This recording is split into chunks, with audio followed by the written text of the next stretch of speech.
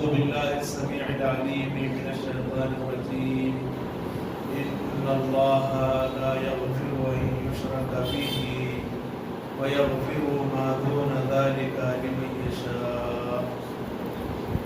معزز حاضرین، کتاب التوحید کا یہ چوتھا درس ہے. اس درس میں جو اہم مسئلہ بیان کیا گیا ہے وہ ہے شرک سے خوف کھانا. بندہ مومن کو شرک میں مبتلا ہونے سے اور شرک کرنے سے ڈرنا چاہیے. کیوں ڈرنا چاہیے اس کی وجوہات بعد میں ذکر کی جائے گی. اس سلسلے میں سب سے پہلے یہ جاننا ضروری ہے کہ شرک کہتے کسے ہیں. شرک یہ ہے کہ اللہ کی عبادت میں دوسروں کو شریک کیا جائے یا اللہ کی عبادت چھوڑ کر صرف اس کی مخلوق کی عبادت کی جائے. تو شرک کی دو شکلیں ہیں. آپ اللہ کی عبادت کر رہے ہیں، غیر اللہ کی بھی کر رہے ہیں، یہ بھی شرک ہے اور یہ بڑا شرک ہے. اور دوسری شکل یہ ہے کہ آپ اللہ کی تو عبادت نہیں کر رہے ہیں، صرف غیر اللہ کے پیچھے لگے ہیں اور ان کی عبادت کر رہے ہیں. اور دونوں ہی طرح کے لوگ ہمارے معاشرے میں پائے جاتے ہیں. لوگ نماز بھی پڑھتے ہیں، قبروں کا طواف بھی کرتے ہیں. لوگ اللہ کے لیے سجدہ کرتے ہیں، قبروں کے لیے بھی سجدہ کرتے ہیں. لوگ اللہ کے لیے نظر مانگتے ہیں، غیر اللہ کے لیے بھی نظر مانگتے ہیں. لوگ اللہ کی قسم کھاتے ہیں اور غیر اللہ کی بھی قسم کھاتے ہیں. تو یہ شرک ہے اور یہ بڑا شرک ہے.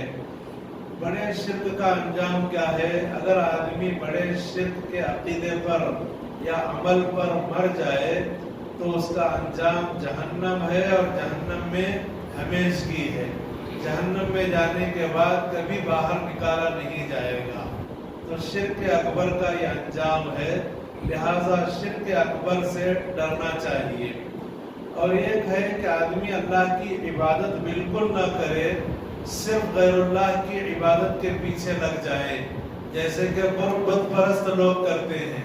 بت پرست لوگ اللہ کی عبادت نہیں کرتے، صرف بتوں کی عبادت کرتے ہیں. تو یہ بھی شرک اکبر ہے اور یہ بھی بہت بڑا جرم ہے. تو شرک سے ڈرنا چاہیے، بچنا چاہیے، خوف اور اندیشہ کھانا چاہیے. اللہ تعالیٰ کا فرمان ہے ان اللہ لا یغفر ان یشرک بہ ویغفر ما دون ذلک لمن یشاء. بے شک اللہ نہیں بخشتا اس بات کو کہ اس کے ساتھ شرک کیا جائے. ظاہر ہے اللہ کائنات کی ہر چیز کا خالق، مالک، رازق اور مدبر ہے. بھلا وہ کب پسند کرے گا کہ اس کی عبادت چھوڑ کر غیر اللہ کی عبادت کی جائے یا اس کی عبادت کے ساتھ غیر اللہ کی عبادت کی جائے؟ بھلا وہ کب پسند کرے گا؟ اسی لیے اللہ تعالیٰ نے دو ٹوک انداز میں فرمایا، شک کے بغیر فرمایا، یقین کے ساتھ فرمایا کہ بے شک اللہ تعالیٰ نہیں بخشتا یہ کہ اس کے ساتھ شرک کیا جائے. اور شرک سے کم درجے کے جو گناہ ہیں یا شرک کے علاوہ جو گناہ ہیں ان کو وہ بخش سکتا ہے. لمن یشاء، اس کے لیے جس کے لیے چاہے. بخشنا ضروری نہیں ہے. ایک آدمی شرک سے بچا ہوا ہے، زنا کر رہا ہے، بدکاری کر رہا ہے، چوری کر رہا ہے، لوگوں کو دھوکہ دے رہا ہے، ہمیشہ جھوٹ بول رہا ہے، حلال اور حرام میں فرق نہیں کر رہا ہے اور سود کھا رہا ہے، رشوت کھا رہا ہے. یہ سارے کبیرہ گناہ ہیں. ہو سکتا ہے بندہ اگر توبہ کرے تو معاف ہو جائیں اور بخشش ہو جائے، یا یہ کہ اگر بندہ ان بڑے گناہوں کے کرنے کے بعد بغیر توبہ کے انتقال کر جائے، ہو سکتا ہے اللہ تعالیٰ آخرت میں توحید کے پائے جانے کی وجہ سے ان گناہوں کی بخشش فرما دے. تو اسی لیے اللہ تعالیٰ نے یہ بات بیان فرمائی. ابراہیم علیہ السلام نے فرمایا، انہوں نے دعا کی اللہ تعالیٰ سے، وَجْنُبْنِي وَبَنِيَّ أَن نَعْبُدَ الْأَصْنَامَ، اور مجھے اور میری اولاد کو اس بات سے بچا لے کہ ہم بتوں کی عبادت کریں۔ حضرت ابراہیم علیہ السلام نے دیکھا معاشرے کو کہ معاشرے کے اکثر لوگ بت پرستی میں مبتلا ہیں اور بتوں نے لوگوں کو گمراہ کر رکھا ہے، بتوں کی عبادت کی وجہ سے لوگ گمراہی میں ہیں۔ تو ابراہیم علیہ السلام کو فکر ہوئی اپنی اور اپنی اولاد کی کہ کہیں ایسا نہ ہو کہ ہم بھی شرک میں مبتلا ہو جائیں۔ تو اللہ تعالیٰ نے ان کی دعا کو نقل فرمایا، اور دعا کو نقل کرنے کے بعد یہ بات بھی بیان فرمائی کہ کس وجہ سے ابراہیم علیہ السلام نے یہ دعا کی تھی کہ اے میرے رب مجھے اور میری اولاد کو بچا لے اس بات سے کہ ہم بتوں کی عبادت کریں۔ اللہ نے اس کی وجہ بیان فرمائی، ربی انہن اضللن کثیرا من الناس، اے میرے رب ان بتوں نے بہت سے لوگوں کو گمراہ کر دیا ہے، کہیں ایسا نہ ہو کہ میں اور میری اولاد بھی گمراہ ہو جائیں۔ اس لیے حضرت ابراہیم علیہ السلام نے شرک کے تعلق سے اللہ تعالیٰ سے دعا فرمائی کہ مجھے اور میری اولاد کو اس سے باز رکھ اور بچائے رکھ۔ شرک کے تعلق سے یہ بات بھی جان لیجئے کہ شرک کی ایک اور شکل اور ایک قسم اور ہے، وہ ہے ریا اور دکھاوا، جسے شرک اصغر بھی کہتے ہیں اور شرک خفی بھی کہتے ہیں، کہ نیک انسان ہر نیکی کرتا ہے لیکن اس کے دل کا حال اللہ ہی جانے۔ جو نیکی کرتا ہے اللہ کے لیے کرتا ہے یا تعریف کے لیے کرتا ہے، اس کے دل کا حال اللہ جانے۔ اگر کوئی آدمی لوگوں سے تعریف اور تقرب کے لیے کرتا ہے تو یہ ریا اور دکھاوا ہے، تو یہ بھی شرک ہے لیکن چھوٹا شرک ہے۔ چنانچہ اللہ کے رسول صلی اللہ علیہ وسلم فرماتے ہیں اخوف ما اخاف علیکم الشرک الاصغر، مجھے جس بات کا زیادہ خوف ہے تم لوگوں پر وہ چھوٹا شرک ہے۔ کس سے مخاطب ہیں آپ صلی اللہ علیہ وسلم؟ صحابہ کرام رضوان اللہ علیہم اجمعین سے، جن صحابہ کے بارے میں رب العالمین نے قرآن مجید میں سند عطا فرمائی، رضی اللہ عنہم ورضوا عنہ، یہ لوگ اللہ سے راضی ہو گئے اور اللہ ان سے راضی ہو گیا۔ تو ایسے صحابہ کرام سے اللہ کے رسول مخاطب ہیں کہ اگر تم لوگوں پر مجھے کسی بات کا زیادہ خوف اور اندیشہ ہے تو چھوٹا شرک ہے۔ فسئل عنہ فقال الریا، اللہ کے رسول صلی اللہ علیہ وسلم سے پوچھا گیا یہ چھوٹا شرک کیا ہے؟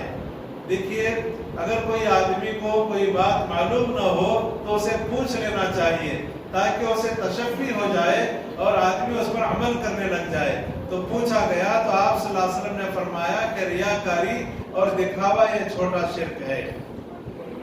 اور ایک حدیث ہے عبداللہ ابن مسعود رضی اللہ عنہ سے روایت ہے کہ رسول اللہ صلی اللہ علیہ وسلم نے فرمایا من مات وهو يدعو من دون الله ندا دخل النار، جو آدمی انتقال کر جائے، اس کی موت آ جائے اس حال میں کہ وہ اللہ کے علاوہ دوسروں سے دعا کرتا اور دوسروں کو پکارتا ہو اور دوسروں کو اللہ کا شریک اور ساجہ ٹھہراتا ہو، تو وہ جہنم میں داخل ہوگا۔ تو اس کا مطلب کیا ہوا؟ اگر کوئی آدمی زندگی میں شرک کر رہا تھا اور توبہ کر لیا تو اس کا شرک معاف ہو جائے گا، لیکن ایک آدمی شرک کر رہا تھا، اسی شرک کی حالت میں موت ہو گئی تو اب اس کے لیے نجات کی امید نہیں ہے۔ تو لہٰذا ہمیشہ شرک سے بچنا چاہیے، اس لیے کہ آپ نے فرمایا جو مر جائے اس حال میں کہ اللہ کے علاوہ کسی اور کو آدمی شریک اور ساجھا کر رہا ہے تو جہنم میں داخل ہوگا۔ یہ ساجھا کیا ہے؟ مثال کے طور پر جیسی محبت اللہ سے ہونی چاہیے آدمی بندوں سے ویسی محبت کرنے لگ جائے، جیسا ڈر اور خوف اللہ کا ہونا چاہیے ویسا ڈر اور خوف بندوں سے آدمی اپنے اندر پیدا کرے، جیسا توکل اللہ سے ہونا چاہیے ویسا توکل غیر اللہ سے کرنے لگ جائے، جیسی امید اللہ کی رحمت سے رکھنی چاہیے ویسی امیدیں بندوں سے رکھنی شروع کر دے تو یہ گویا کہ ساجھا بنانا ہے، اللہ کے برابر کر دینا ہے، اور یہ شرک ہے۔ یقیناً انسان سے امیدیں رکھتا ہے لیکن اس کے حدود ہیں، اور اللہ تبارک و تعالیٰ سے جیسے امید رکھتا ہے ویسے اسے امید نہیں رکھنا چاہیے۔ تو اللہ کے رسول صلی اللہ علیہ وسلم نے ایک اور حدیث میں فرمایا من لقی اللہ لا یشرک بہ شیئا دخل الجنہ، جو آدمی اللہ سے ملاقات کرے اس حال میں کہ اللہ کے ساتھ کسی چیز کو شریک نہ ٹھہراتا ہو تو جنت میں داخل ہوگا۔ ومن لقیہ یشرک بہ شیئا دخل النار، جو اللہ سے ملاقات کرے اس حال میں کہ اس کے ساتھ کسی چیز کو شریک کرتا ہو تو وہ جہنم میں داخل ہوگا۔ اس حدیث سے کچھ باتیں معلوم ہوئی۔ ایک بات یہ کہ انسان کا انتقال کر جانا دراصل یہ اللہ سے ملاقات کرنے کا ایک ذریعہ ہے، اسی لیے حدیث میں ہے من احب لقاء اللہ احب اللہ لقاءہ ومن کرہ لقاء اللہ کرہ اللہ لقاءہ، جو آدمی اللہ سے ملاقات کو چاہے اللہ تعالیٰ اس کی ملاقات کو چاہتا ہے، اور جو آدمی اللہ کی ملاقات کو ناپسند کرے اللہ تعالیٰ اس کی ملاقات کو ناپسند فرماتا ہے۔ تو موت ذریعہ ہے اللہ رب العالمین سے ملاقات کے لیے۔ اور ایک مسئلہ یہ معلوم ہوا کہ جنت اور جہنم بالکل قریب ہے۔ کیوں قریب ہے؟ اگر آدمی کی موت شرک کی حالت میں ہوئی تو جہنم رسید ہوگا، اگر آدمی کی موت توحید پر ہوگی تو جنت میں پہنچے گا۔ اور اسی لیے قبر کے بارے میں کہا گیا ہے کہ قبر یہ جنت کی کیاریوں میں سے ایک کیاری ہے اور جہنم کے گڑھوں میں سے ایک گڑھا ہے۔ تو گویا کہ جنت بھی قریب ہے اور جنت کا فیصلہ بھی قریب ہے، اور جہنم قریب ہے اور جہنم کا فیصلہ بھی قریب ہے۔ تو آدمی گویا کہ وہ شرک سے بچتا رہے اور اپنے آپ کو توحید کا پیکر بنائے۔ اللہ تعالیٰ سے دعا ہے اللہ تعالیٰ مجھے اور آپ کو ہر طرح کے شرک سے بچائے۔ کچھ اہم باتیں میں آپ کے سامنے بطور مسائل کے پیش کر رہا ہوں، اس کے بعد درس اختتام پذیر ہوگا۔ اس سبق میں اس درس میں کچھ مسائل ہیں۔ پہلا مسئلہ یہ معلوم ہوا کہ شرک سے آدمی کو ڈرنا چاہیے، خوف کھانا چاہیے۔ دوسرا مسئلہ یہ معلوم ہوا کہ ریاکاری شرک کا ایک حصہ ہے۔ تیسرا مسئلہ معلوم یہ ہوا کہ ریاکاری چھوٹا شرک ہے۔ اور چوتھا مسئلہ یہ معلوم ہوا کہ نیک لوگوں پر جتنا ڈر خوف ریاکاری کا ہے دوسرے گناہوں کا نہیں ہے۔ نیک لوگ زنا سے بچیں گے، چوری سے بچیں گے، دھوکے سے بچیں گے، رشوت سے بچیں گے، سود سے بچیں گے اور دیگر غلط کام کرنے سے بچیں گے۔ تو نیک لوگ ان کاموں میں سے تو بچیں گے ہی، لیکن شرک سے بچنا بہت مشکل ہے، شرک اصغر سے بچنا بہت مشکل ہے، ریاکاری سے بچنا بہت مشکل ہے۔ تو اس لیے مسئلے کے طور پر یہ بات بیان کی جا رہی ہے کہ نیک لوگوں پر اگر کسی بات کا ڈر اور خوف ہے تو ریاکاری کا ڈر اور خوف ہے۔ ایک مسئلہ یہ معلوم ہوا کہ جنت اور جہنم دونوں قریب ہیں، اور یہ بھی ایک مسئلہ معلوم ہوا کہ جنت اور جہنم کا تذکرہ ایک ہی حدیث میں آیا، جیسے کہ ابھی آپ کے سامنے وہ حدیث پڑھی گئی کہ جو آدمی مر جائے اس حال میں کہ اللہ کے ساتھ شرک نہ کرتا ہو تو جنت میں جائے گا، اگر وہ شرک کرتا ہو تو جہنم میں جائے گا۔ تو جنت اور جہنم کا ذکر ایک ہی حدیث میں آیا۔ اور یہ بات بھی معلوم ہوئی کہ ابراہیم علیہ السلام نے اپنے لیے اور اپنی اولاد کے لیے بتوں کی عبادت سے بچنے کی آرزو کی اور اللہ تعالیٰ سے دعا کی کہ اللہ تعالیٰ بت پرستی سے ان کو اور ان کے اولاد کو بچائے۔ اور ایک مسئلہ یہ بھی معلوم ہوا کہ اکثریت سے حضرت ابراہیم علیہ السلام نے عبرت حاصل کی، کیونکہ ان کے ماحول اور معاشرے میں اکثر لوگ جو گمراہ ہو رہے تھے بت پرستی کی وجہ سے گمراہ ہو رہے تھے۔ تو اکثریت کو دیکھ کر انہوں نے اندیشہ کیا کہ کہیں ایسا نہ ہو کہ اکثریت کی لپیٹ میں ہم بھی آ جائیں اور ہم بھی شرک میں مبتلا ہو جائیں۔ اسی لیے انہوں نے کہا ربی انہن اضللن کثیرا من الناس، اے میرے رب بے شک ان بتوں نے بہت سے لوگوں کو گمراہ کر دیا ہے۔ اور ایک مسئلہ یہ معلوم ہوا کہ اس حدیث کے اندر لا الہ الا اللہ کی تفسیر معلوم ہوئی کہ اللہ کے سوا کوئی معبود برحق نہیں ہے، لہذا اللہ کے ساتھ شرک کرنا بہت بڑا جرم ہے اور بہت بڑا گناہ ہے۔ اور اخیر میں جو بات معلوم ہوئی وہ یہ ہے کہ جو آدمی شرک سے بچے گا اس کے لیے فضیلت حاصل ہوگی اور اس کے لیے افضلیت ہے شرک سے بچنے والے کے لیے۔